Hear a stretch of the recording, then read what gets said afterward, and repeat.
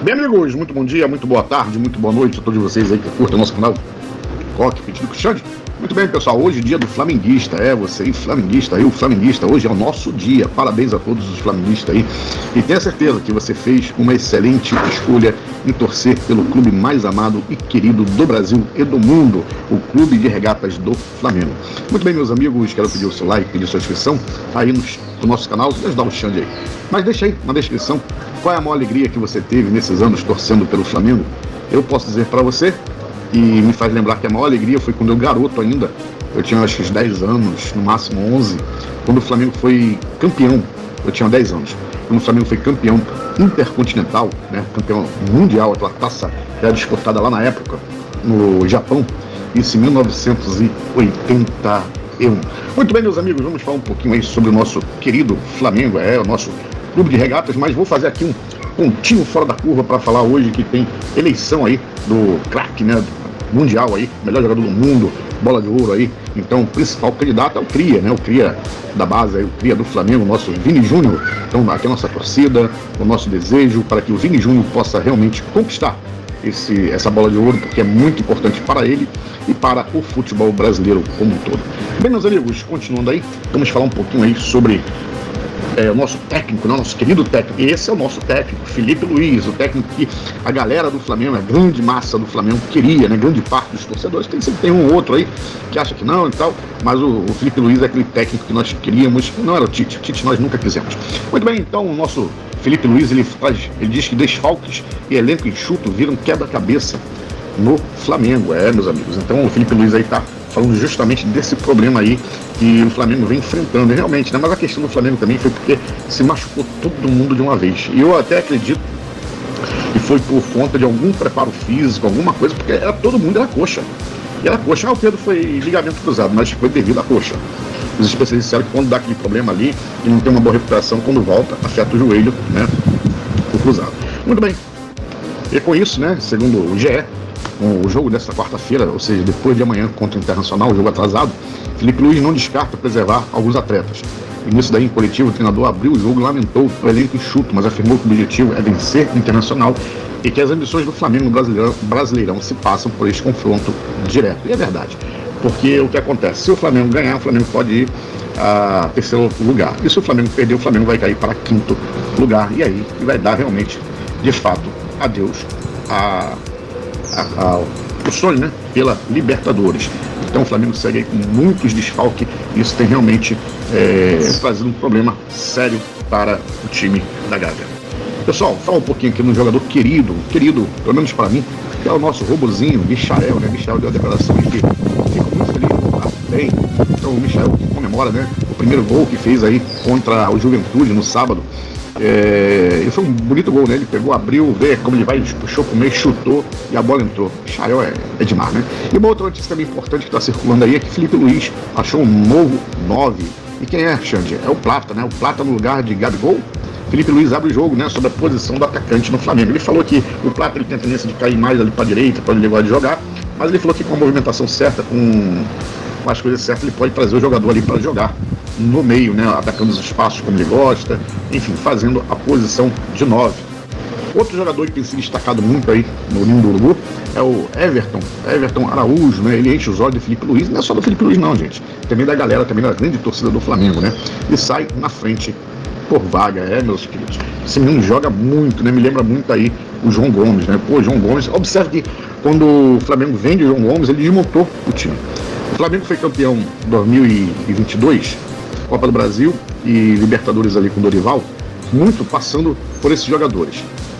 O que subiu muito de produção, que foi o lateral direito, esqueci o nome dele agora, tá lá na Grécia, né? E daqui a pouco eu lembro, né? E também o João Gomes. Porque como o Dorival jogava no Losango, a zaga ficava desprotegida. E o João Gomes, naquele pulmão dele incansável, ele fazia aquela cobertura muito bem. Por isso que ele levava muito cartão amarelo. Porque às vezes ele chegava atrasado, tinha que fazer falta, né, para não deixar a jogada do time adversário progredir. Então isso daí, né, acabava ele fazendo a falta. Lembrei o nome, Rodinei, né? Rodinei também foi um nome decisivo aí para essas conquistas. E os outros dois nomes também, que na época jogaram muito, a gente não pode deixar de fora e não reconhecer, que é o Gabigol, né, que recuou e com a lesão do Bruno Henrique entrou o Pedro, que fez assim, né? O Pedro de lá para cá só cresceu. Observe que nós já estamos, acho que, 33ª rodada. Só nessa rodada que o menino aí do Palmeiras conseguiu alcançar, igualar Pedro na artilharia. E ainda assim, se somar todos os campeonatos, Pedro ainda é o artilheiro do Brasil. Brasileiro, somando todos os campeonatos. Isso para você ver, né, como o Pedro vinha jogando. Infelizmente, essa lesão tirou, né, essa artilharia do Pedro desse ano de 2024. Eu acredito que se Pedro não se machucasse, Cebolinha não se machucasse, Luiz Araújo não se machucasse, se o próprio De La Cruz mantivesse o ritmo quando ele chegou no Flamengo, hoje nós estaríamos ainda disputando aí a Libertadores, tá certo? Bom, pessoal, aqui para finalizar hoje, então, quero falar então de uma polêmica muito grande, que é sobre a questão do afastamento de 2 árbitros do Campeonato Brasileiro, que foram o senhor Braulio da Silva Machado e o senhor Ramon Abate Abel. Não só eles, mas outros também. Então, nisso daí, a CBF afastou, né, no total 7 árbitros após rodada polêmica do Campeonato Brasileiro. Dentre os juízes que foram punidos está o nome de Braulio da Silva Machado, que apitou o duelo entre Flamengo e Juventude no Maracanã. Pouco antes, a entidade já havia anunciado o afastamento de Diego Pombo Lopes. O juiz ficou responsável pelo VAR do jogo entre Flamengo e Juventude no sábado, dia 26, nesse último sábado. Além disso, árbitros dos duelos entre Palmeiras e Fortaleza e Vitória e Fluminense também foram punidos. E é isso que eu quero falar com vocês. Mas vamos aqui completar que, além do senhor Braulio da Silva Machado, que apitou o jogo do Flamengo, e Diego Lopes, que foi o VAR, que atuaram, né, nesse jogo do Flamengo, a CBF também optou por afastar outros 5 árbitros. São eles Ramon Abate Abel e Pablo Ramon da partida do Allianz Parque. E também Flávio Souza e Rodrigo Guarizo do VAR e José Cláudio do jogo do Barradão. Então, assim, houve muitas polêmicas desses árbitros. E nisso daí o Palmeiras ele foi muito beneficiado naquele jogo contra o Fortaleza. Acho que foi empate de 2-2, salvo engano. Sendo que eu não vou passar pano, porque é flamenguista. Não, gente, olha, vou ser sincero. Eu não vi pênalti em Gerson. Estou sendo muito sincero. Realmente o jogador pegou, colocou aqui, mas ele fez a impressão que o jogador do Juventude empurrou o Gerson. Eu, pelo menos, não vi isso. Talvez possa ter outro ângulo, alguma coisa que afirme, mas eu não vi. Agora, o gol que foi anulado do Ayrton Lucas foi muito mal anulado. Também não foi falta. O jogador ele se joga, o jogador de Juventude ele se joga, ele cava a falta. Claramente você pode ver pela televisão, o Ayrton Lucas nem tocou nele, ele se jogou. Né? Então, realmente, assim, eu tô falando dos jogos que eu vi. Eu não vi o jogo do Fluminense, o pessoal falou que foi muito contestado, inclusive o pênalti. Eu vi também o pessoal falando muito do jogo do Palmeiras também, a contestação. Agora, a realidade é o seguinte, pessoal. Se for aplicar o afastamento para essas má arbitragens, vai faltar árbitro no Brasil. Vai faltar. Porque, é como eu já disse, eu não acredito mesmo que esses árbitros estejam aplicando mal, né, por intenção, para prejudicar A ou B. Talvez possa ter um outro ali, mas eu não acredito. Agora, a questão é que é uma má formação, uma má qualificação desses árbitros. Eu costumo dizer que até mesmo o Rafael Claus, que é tido hoje como um dos melhores árbitros, se não o melhor árbitro do Brasil, erra. Nos jogos mesmo contra o Flamengo ele foi péssimo. Aquele gol que o Flamengo tomou, acho que foi do Vasco, né? 1-1, Vasco-Flamengo, Flamengo-Vasco, não estou lembrado. Esse último jogo do Flamengo-Vasco. Que o Léo Pereira sofre uma falta, e o jogador do Vasco sai no contra-ataque e consegue fazer o gol já no finalzinho, empata. Ali foi um erro clássico. Foi falta em cima do Léo Pereira. Né? E tantos outros, teve pênalti, que o Rafael Claus deixou de marcar agora nos últimos jogos do Flamengo. Porque é tanta coisa, é tanto jogo, que a gente vai passando realmente a mente, depois a gente tem que relembrando. E como eu não anoto nada, acabo realmente me esquecendo. Então, assim, pessoal, é muita polêmica. Eu acho que tem que haver uma revisão grande dessa arbitragem no Brasil, passar aí por uma reciclagem, está em constante reciclagem, porque realmente é complicado. Agora, a questão do Nenê, o pessoal está reclamando do Nenê. Tem uma norma da Europa, isso aqui vai ser aplicado no Brasil esse ano, que só quem pode reclamar com o juiz é o capitão. Ninguém mais pode falar com o juiz. E vem sendo aplicado aqui no Brasil. Eu vi jogadores tomando cartão amarelo, o próprio Gabigol tomando cartão amarelo. Agora, por que com o Nenê não é? Eu não lembro se o Nenê é capitão. Se o Nenê for capitão do Juventude, vocês me informem aí por gentileza, porque até onde eu sei, o Nenê não é capitão do Juventude. Então ele foi lá, reclamou deliberadamente. Inclusive, deixa eu dar uma olhadinha aqui.